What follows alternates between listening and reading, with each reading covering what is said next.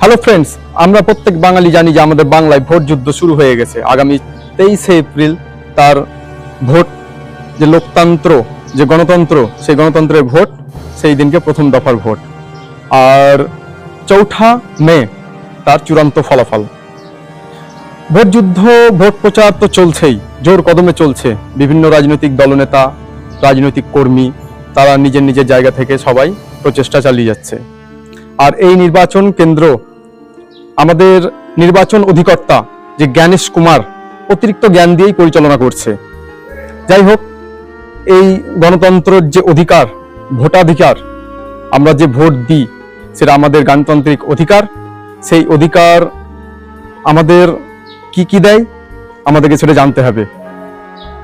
এই গণতন্ত্র, এই ভোটাধিকার আমাদেরকে দিয়ে গেছেন ডক্টর বি.আর. আম্বেদকর তার সংবিধানের মাধ্যমে। তাকে কোটি কোটি সালাম জানাই। ভোট মানে এই নয় যে ভোট মানে রাতের বেলায় এক বোতল দিলেই সেই ভোটকে বিক্রি করে দেওয়া। ভোট মানে এই নয় যে কিছুর বিনিময়ে সেটাকে বিক্রি করে দেওয়া।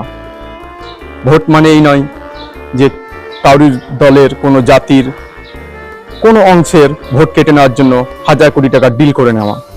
ভোট হচ্ছে আমাদের গণতান্ত্রিক অধিকার, যে অধিকারের মাধ্যমে আমরা নির্বাচন করি যে আমাদের দেশের বা রাজ্যের কর্মকর্তা কে হবে।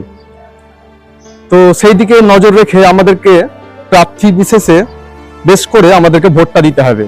আমরা প্রত্যেকেই ভোট দেব, ভোট আমরা নষ্ট করব না, এবং এই ভোটের মাধ্যমে আমরা চেষ্টা করব আমাদের যে নেক্সট জেনারেশন যারা আছে তাদের প্রত্যেকের ভবিষ্যৎ সিকিউর কিভাবে হবে, সেই চিন্তা ভাবনায় এগিয়ে গিয়ে আমরা সেইভাবে ভোট দেব।